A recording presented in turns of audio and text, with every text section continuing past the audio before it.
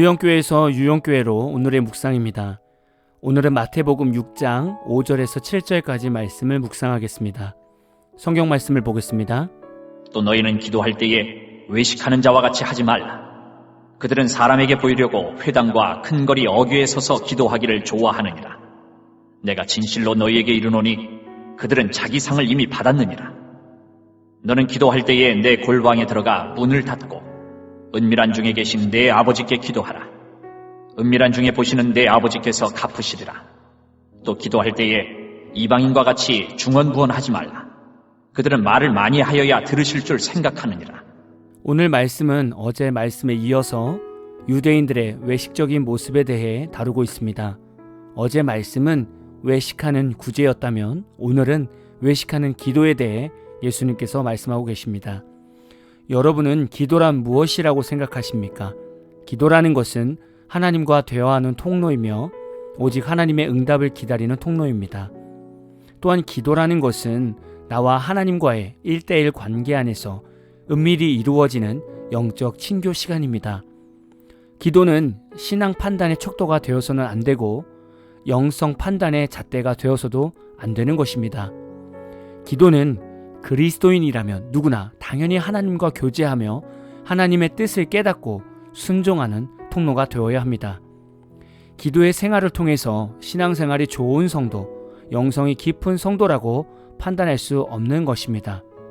제가 왜 이렇게 느끼냐면 예전에 어느 교회에서 사역하면서 새벽 예배를 드리고 집으로 돌아가는 길에 한 권사님을 보게 되었습니다.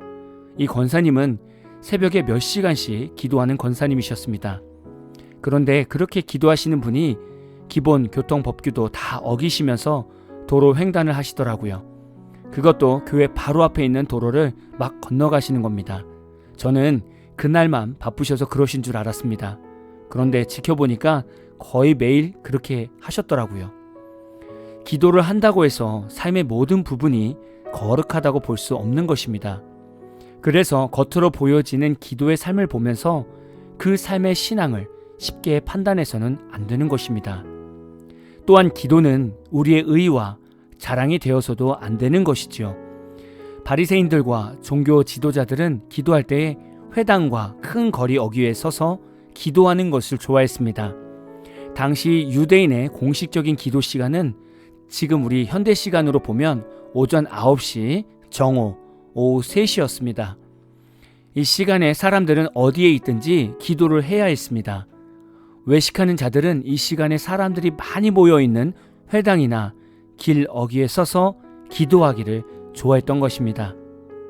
당시에 기도하는 자세는 엎드리거나 무릎을 꿇거나 앉아서도 할 수 있는데 굳이 서서 기도하는 것은 자신이 기도하는 모습을 다른 사람들에게 보여주어서 자신의 신앙심을 과시하고 싶은 위선이 있었던 것입니다.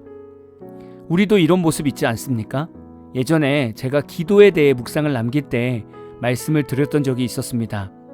부교육자로 교회에서 사역하다 보면 아무래도 신경이 쓰이는 부분들이 많습니다.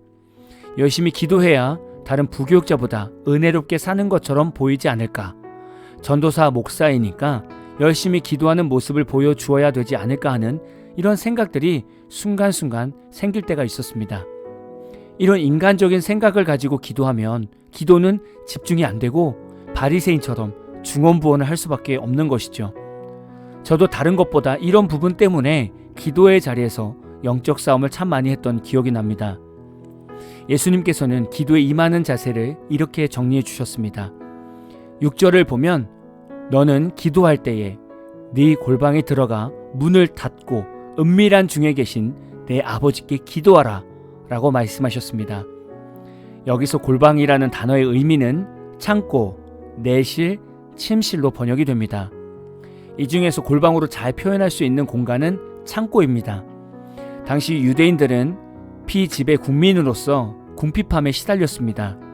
유대인은 가족들을 위하여 아무도 모르는 창고에 식량을 숨겨두고 식량을 가지러 들어갈 때는 아무도 눈치채지 못하게 극도로 조심해야 했습니다. 이렇게 유대인에게 있어서 식량 창고는 생명과도 같은 가장 중요한 비밀 장소로 여겨졌던 것입니다. 예수님은 이런 창고의 의미로 생각하면서 은밀한 기도를 강조하신 것입니다.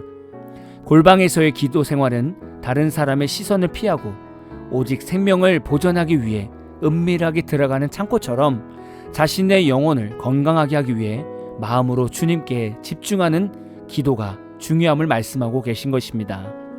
이런 골방의 기도 생활이 있다면 어떻게 우리가 사람 앞에서 외식하는 기도 생활을 할 수 있겠습니까?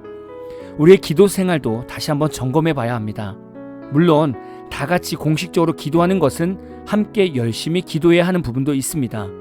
그러나 개인 기도를 할 때, 그리고 교회에서 개인 기도를 할 때 내 자신이 골방에 들어가서 기도하는 마음으로 은밀한 곳에 계신 주님만 바라보며 기도해야 됩니다. 그리고 다른 사람의 기도 생활을 보면서 판단하지 마십시오. 목회자의 기도 생활, 중직자들의 기도 생활을 보면서 이렇다 저렇다 판단하지 마십시오. 이런 판단은 또다시 누군가에게 외식하는 기도를 하게 만드는 악영향을 줄 수밖에 없습니다. 기도의 열매는 삶으로 드러나게 되어 있습니다.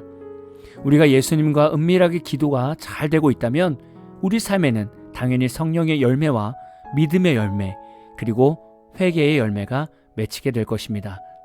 이 열매들이 다 기도의 응답이 아니겠습니까? 오늘 말씀을 묵상하시면서 혹시 나의 기도 생활에서 외식하는 부분은 없었는지를 돌아보십시오. 또한 나의 기도 중심이 오직 하나님 앞에 온전히 서 있는지를 묵상하는 하루 되시기를 진심으로 축복합니다.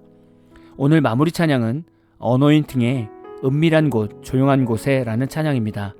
찬양 후에는 잔잔한 연주곡이 있습니다. 말씀을 생각하면서 기도하는 시간을 가져보십시오.